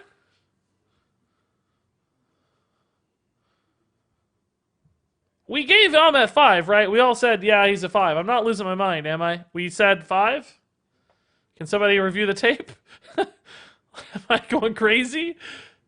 We gave him 5. Pharaoh's Blessing is a 3-star card. No, it's not, but I still want to like this card. We did not give Ahmet 3. Shut up, we gave him 5. I gave him 4 originally, and we upped it to 5. Come on. Don't give me this. Can't handle this today. Pharaoh's Blessing did get up to 1.7%. 1.8%. That's 2 stars. 2 stars. I was thinking Kartat, not Ahmet. Oh, Kartat I think we're giving 5 probably, for the record. I think we're going to give Kartat 5. We haven't gotten there yet, though. Pharaoh's Blessing's 2 stars. It's not gotten to 3 yet. I think it's an interesting card, but may not get there. Yeah, it may be 5 a.m. Reviews. King Phaoris is a 4-star card. Yeah, I think there's an argument to say that Phaoris is 5, but 4 actually feels pretty good. I want to hear what you guys think on this one. Phaoris is currently only in 2.5% of decks. He peaked at around... No, he only peaked at around 7. That's not 5-star territory. I don't think we can say 5. He was really good in a couple decks, but not that widespread. It's in Druid and Mage predominantly, but not super meta-defining. So I think, yeah, 4 is actually right. Whoopsie, what did I do? Reviews. King Phaoris is a 4-star card. Siamat is a 5-star card. Yeah. I think that's right. I think Siamat has been included enough across multiple decks to be 5 stars. We're looking at a... where's my boy Siamat? We're looking at a 17% inclusion rate across decks. Feels very good in them. I think he peaked even higher than that, to be honest. Let's see. Where did he peak at? Yeah, peaked at 25%, which is a very... And it has been steadily in the 20% range the entire expansion, so... I think we gotta say 5 stars for Siamat.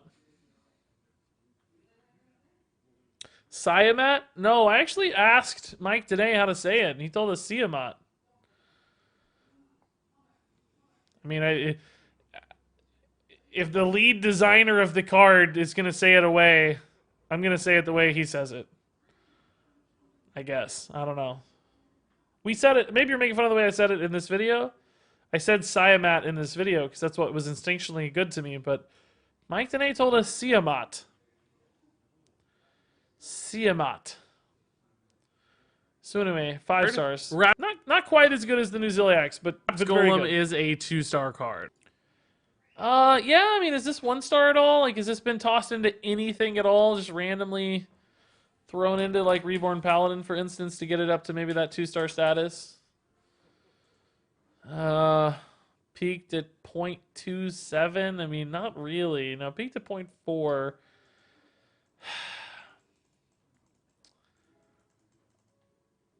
Tiamat like Tiamat. How do you say Tiamat, though? I mean, that's also a made-up word, I feel like. I think 1.5 may be the right spot here.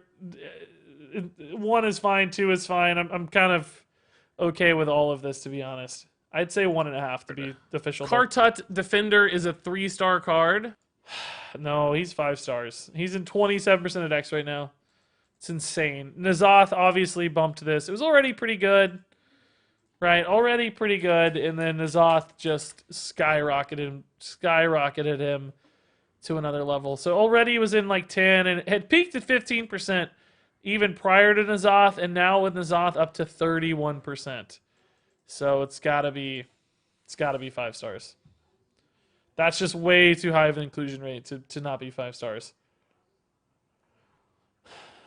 was probably 4 maybe before the N'Zoth, but N'Zoth has bumped it up. Wretched Reclaimer is a 4-star card. Definitely not yet. I still think this card's really intriguing. I think this will be a good card at some point. We may get to this 4-star mark eventually in the next year and a half, but for now it's 2 stars. 0.4 inclusion rate. Even 1.5 maybe. But I think 2 is right.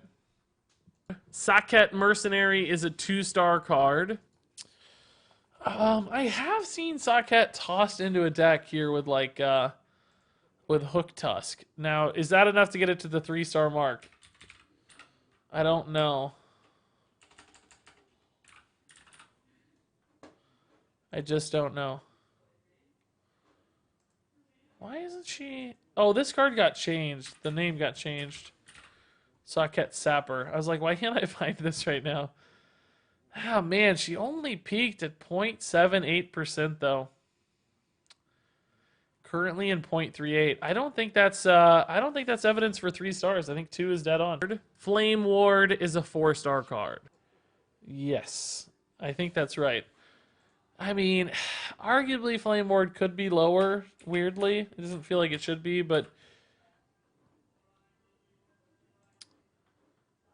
peaked at 8.5. Still at 6.78. It's played in Highlander Mage. I think actually 4 is right.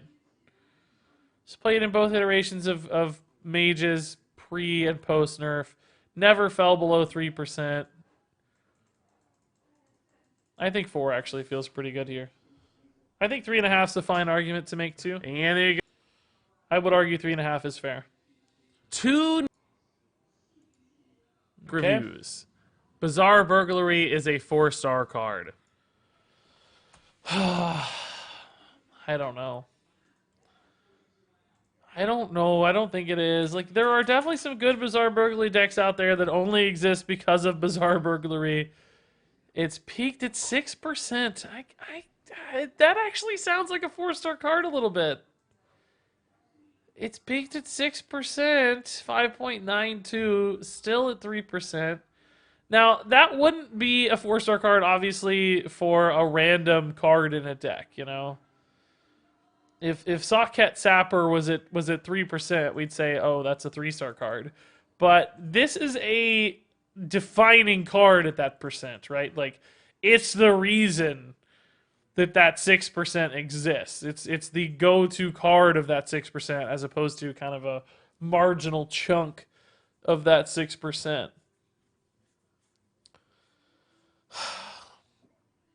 A lot of you guys are saying 2 to 2.5. Is that for this card? You gotta break it higher than that. People only play this because they want to. That's maybe a fair argument. I mean, it's like Jay Alexander plays this stuff to high legend all the time, but I mean, he's the rogue guy. Quest Rogue is actually tier 4 by HS Replay standards right now. Okay, I hear that argument. You're right. 3.5 stars at best. 3 actually is probably fair. I think that's a good argument. It's actually more of a kind of a guilty pleasure card than a legitimately powerful one in some cases. Still, I think a strong card, but yeah, I'd say 3. Activate the Obelisk is a 3-star card. Yeah, I think that's probably right. It's gotten a bump recently because of N'Zoth, but it's still only gotten up to the 4% mark in this meta. It kind of spiked early at 8, but that was while people were figuring it out, and then within 3 days it fell to 5 to 4 range. So it's kind of in the same place as Bizarre Burglary. Maybe a little bit higher on win rate, so maybe 3.5 feels better. Yeah, Stoneheart, you're right. That's why we're bumping it to 3. I think you're right. Good. By the way, good to check that. Like, good to make sure I'm thinking in the right way.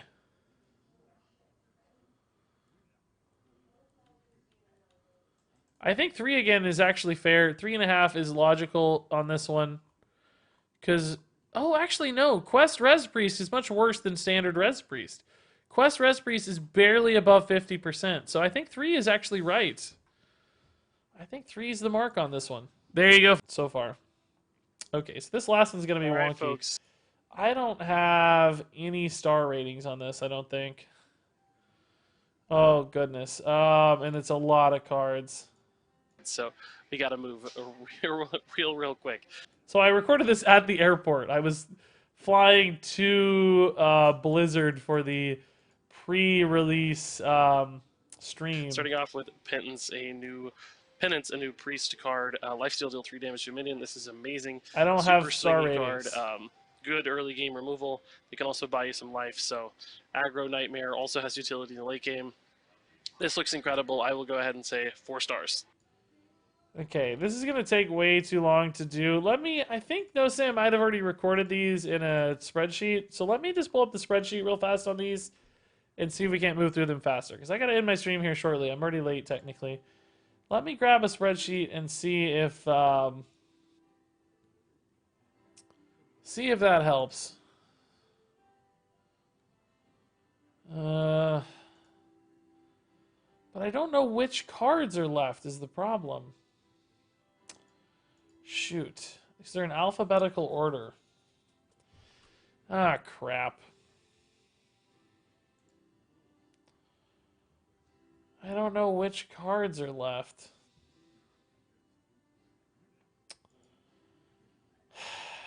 We'll figure it out, though. Oh, thankfully he wrote rushed rating next to them all, because I was rushed. Sweet. You god, No Sam. Oh, I love you, dude. You're not watching right now, but I love you. You're the best. Okay. So we have this. I know this is not the most compelling visual experience, but it's the best we can do. So just deal with it. Just deal with it, okay? So, Ancestral Guardian, we gave 2 stars. I think, really, it's been a 3-star card because it got played in Reborn Paladin, right? I think I played in Reborn Paladin. So, can I not edit this, really? Comment only? Okay, well, that's annoying. But 3 stars for Ancestral Guardian. Ancient Mysteries, we gave 4 stars. It has been getting played some, but I don't think it's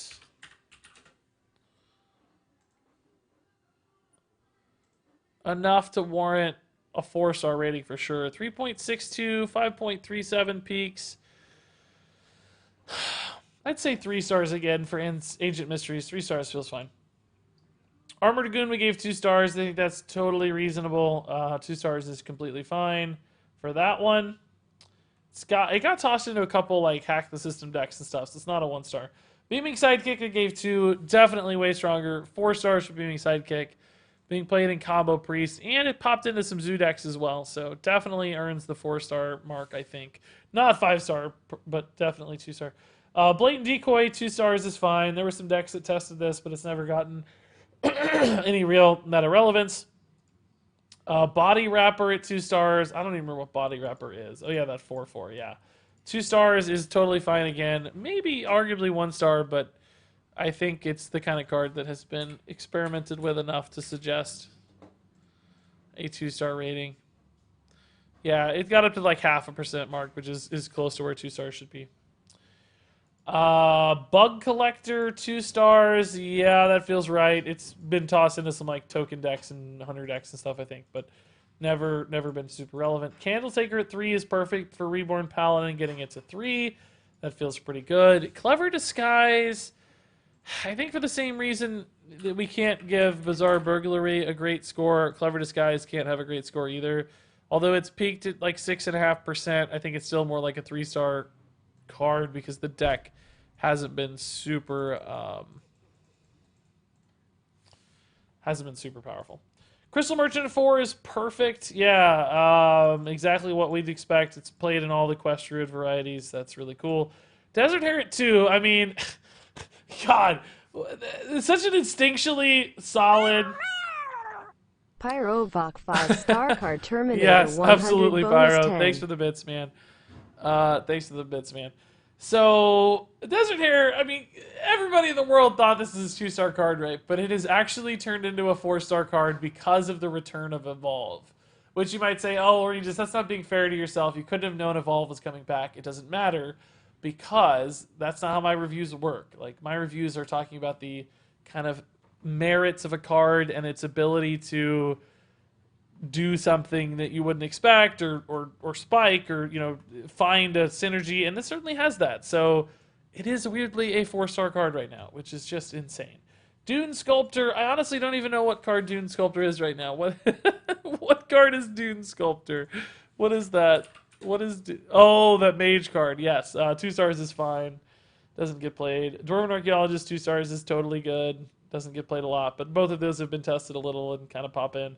Faceless Lurker at 3 is a little over, actually. It hasn't made the cut. I like that card a lot, but 2 stars. It's been Taunt Warrior tested, but not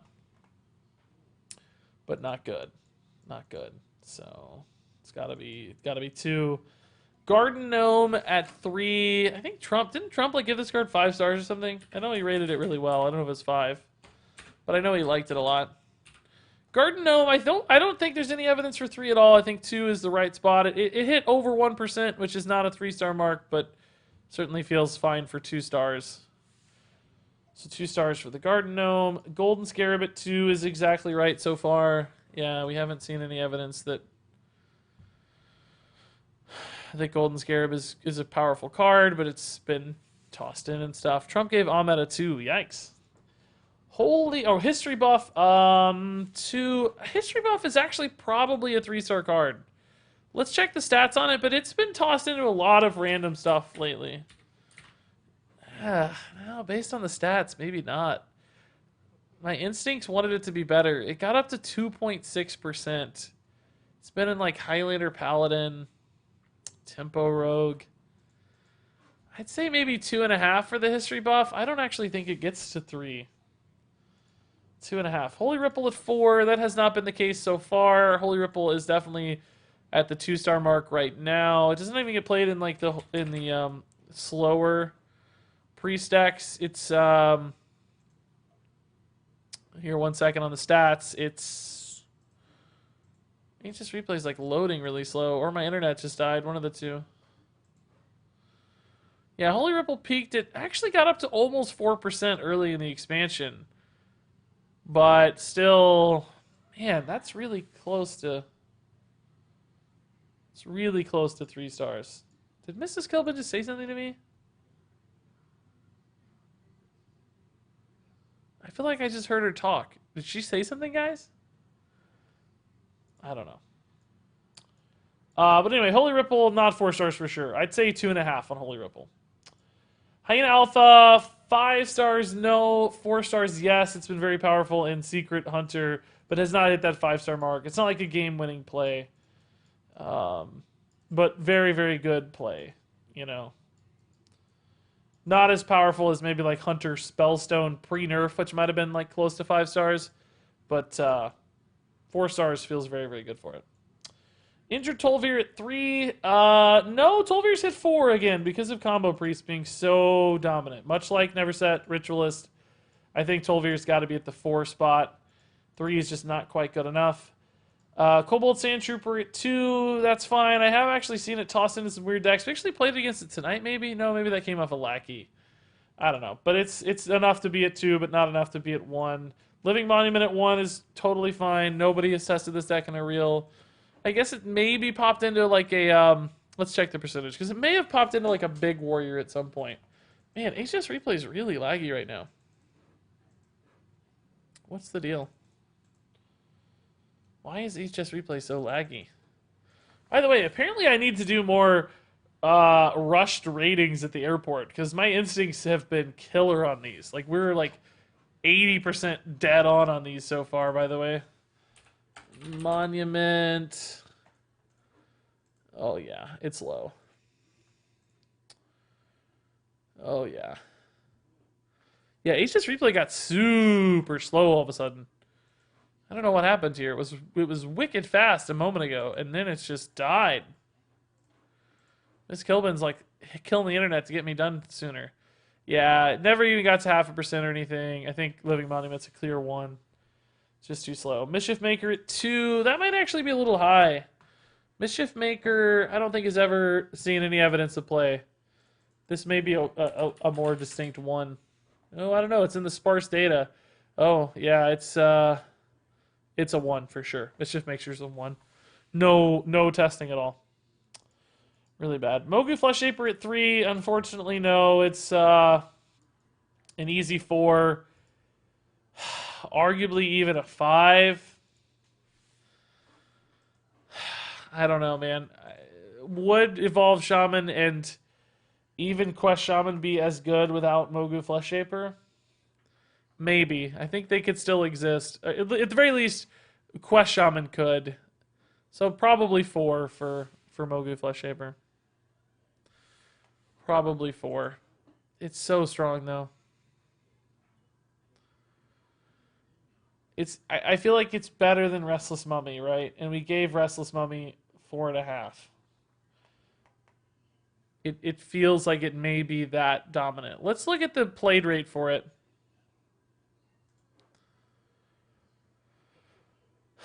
I don't know. This one's really tough. This kind of like shows where the scale can be hard to manipulate.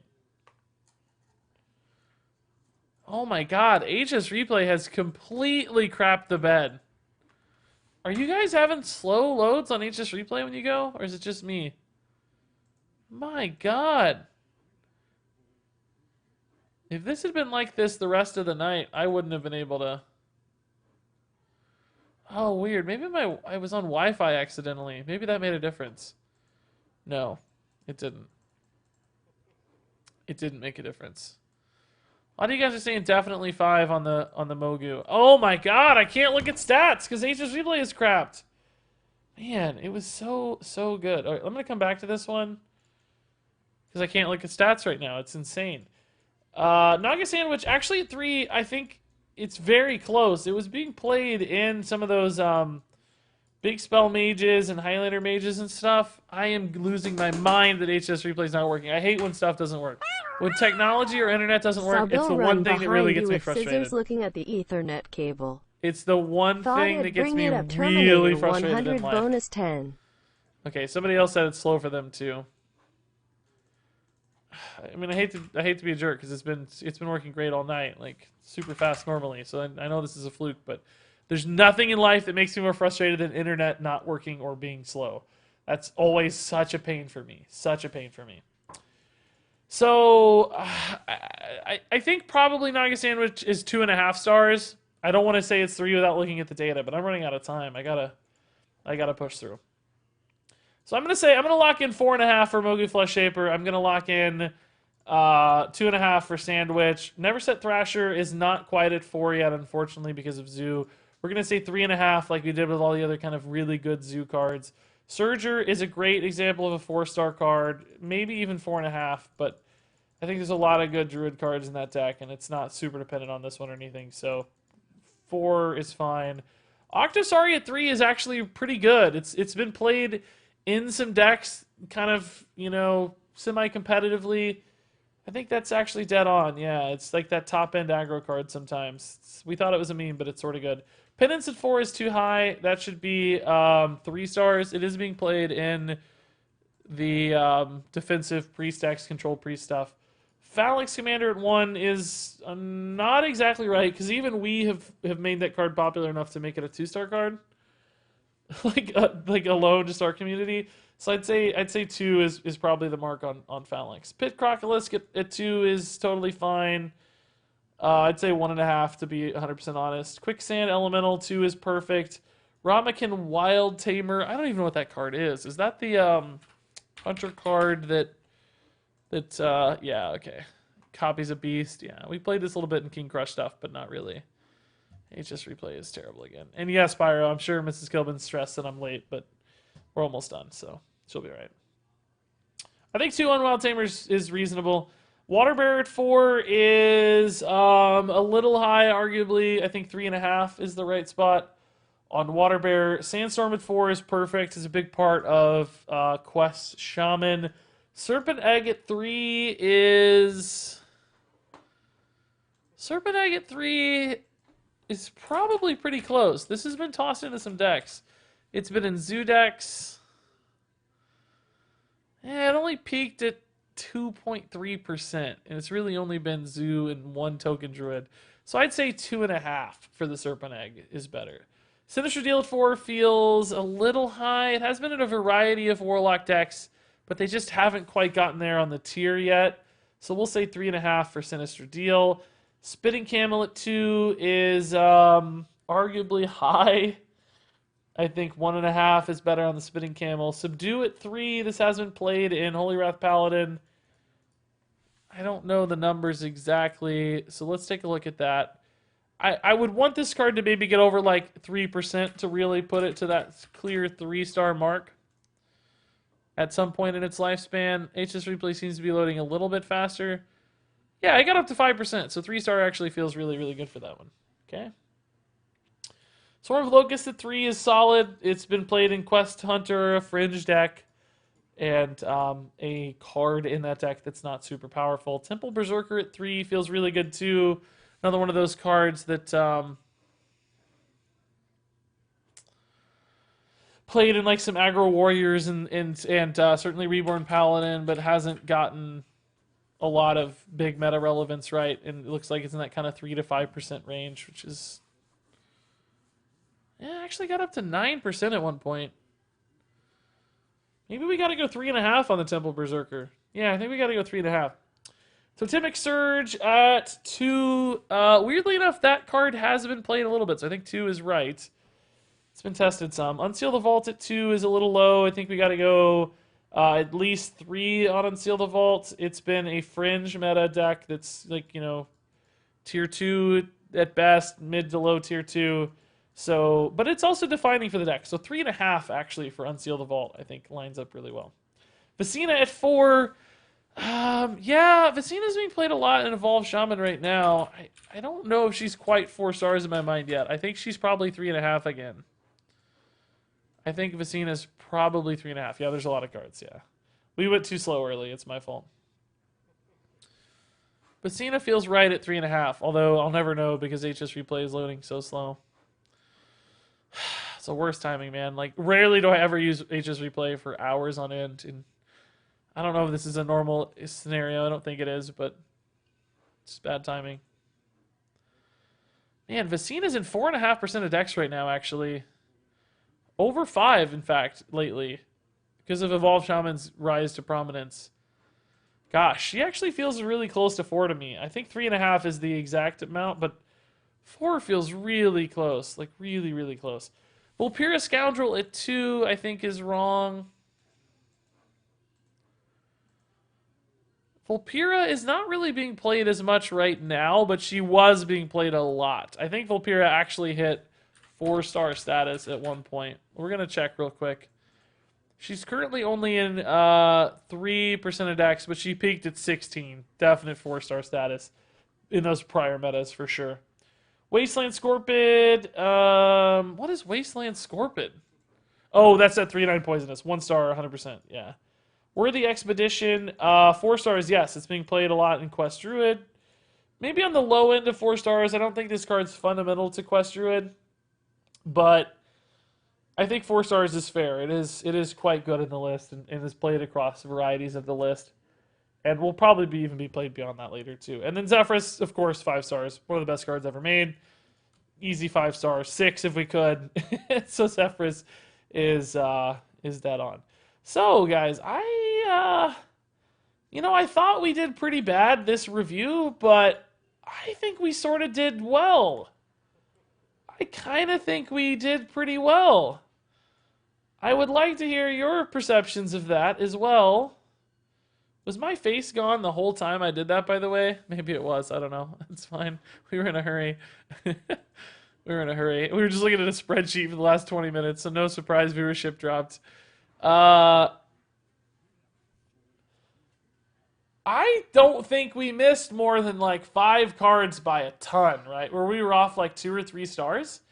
You know, maybe like Bone Wraith, maybe like, of course, the Mage Quest. I don't think we were off by a lot on anything. And I think we got a lot of stuff dead on. Like dead on. I mean, I want to see the final numbers when No Sam goes in and puts in the differences, you know, and see what our standard deviation is, I guess. But man, I'll tell you what, it's I think this is a strong set, and we biased pretty strong compared to normal. Like we had 45 4-star reviews, which is way higher than normal. This is actually a negatively skewed distribution when we're normally a positively skewed distribution. No, excuse me. Yes, this is a negatively skewed distribution when we're normally a positively skewed distribution, which is confusing because those words are backwards. Based on your visuals. So that's something. That's something. But I feel pretty good about it. I think that was going to be one of our better ones. Let's see what the standard deviation is when he's done. I'm really curious, but I'm happy with that.